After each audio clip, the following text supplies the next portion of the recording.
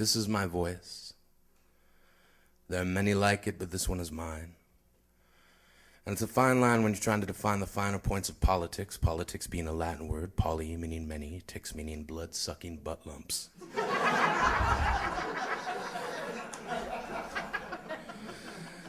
But too many live in countries where it's bullets instead of ballots, where gavels fall like mallets when held in the hands of those whose judgments can be bought as easily as children can be taught to covet.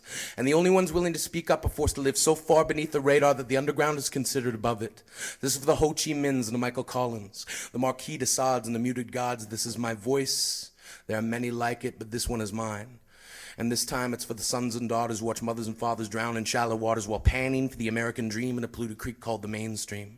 This is for the homeless people sleeping on steam vents, making makeshift tents out of cardboard and old trash, trying to catch 40 winks in between the crash of car wrecks, risking their necks by surviving another day so they can starve, so that famine can carve their body into a corpse before their heart stops beating, so that men in a boardroom meeting can make it harder for them to get welfare, health care. It's no wonder some of them pawn off their own wheelchair. And every time I walk by, I can't help but feel at fault that maybe I didn't search myself hard enough for the Control-Alt-S so I could save the world.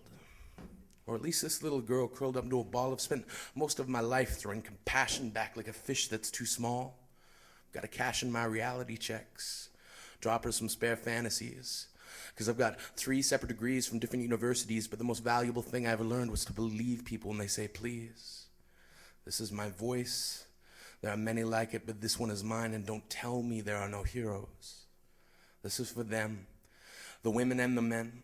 For Helen Keller, who against all odds found a voice. For the choice Veronica Guerin made. For Martin Luther King, who stayed just long enough to share a dream with us. This is for that day on the bus with Sister Rosa Parks. This is for the Joan of Arcs who believe even in the face of sparks becoming flame, the political game that Louis Riel refused to play. This is for the day the Dalai Lama finally goes home. For Dr. Jeffrey Wigand, who alone stared down big tobacco. For Nelson Mandela, who continues to go the extra mile. This is for the trial that finally found a man guilty of shooting Medgar Evers dead. For everything Malcolm X said, remembered by athletes who left the Olympics double-fisted.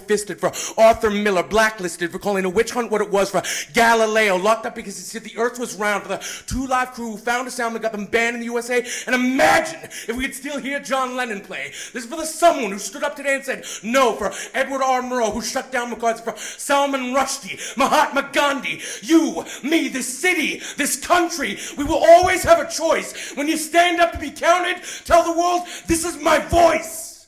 There are many like it, but this one is mine. Woo!